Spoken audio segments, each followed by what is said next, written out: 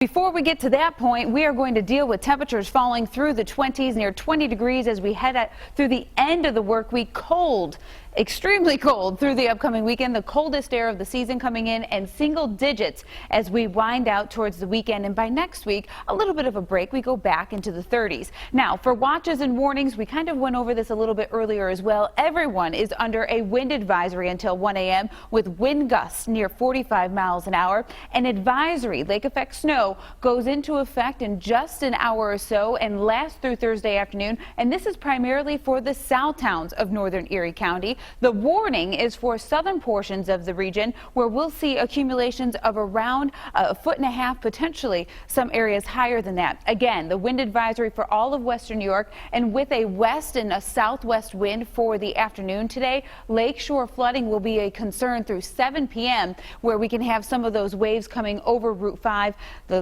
likely areas that you usually see them around Hoax. That can cause some icy conditions as well. Skywatch 7 is shaking around. It's 31 degrees right now, and we have snow showers out there. Temperatures continuing to drop through the day. That gusty wind creating wind chill values as we go into the late afternoon and evening into the single digits. So not only are we dealing with the snow, we're also going to be dealing with the winds whipping around and those wind chills in the single digits. Everyone is really seeing some scattered snow showers, more so for the southern tier through this afternoon, but still light in nature from Wilson right to Medina, and then coming right along the 90 to Batavia from Springville, Arcade, and then right into Wyoming County, one of the areas that's going to see the most snowfall through the overnight tonight. Same as you go from Chautauqua right to Ellicottville for the afternoon.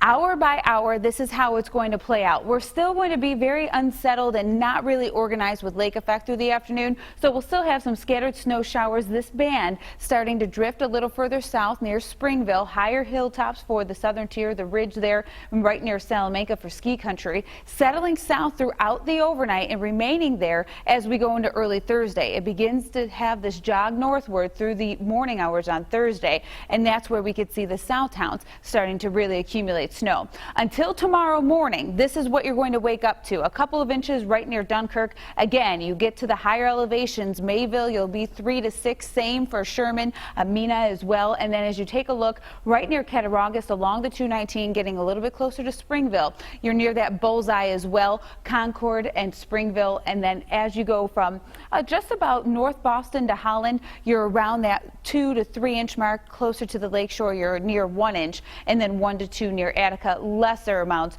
for Niagara and Orleans counties.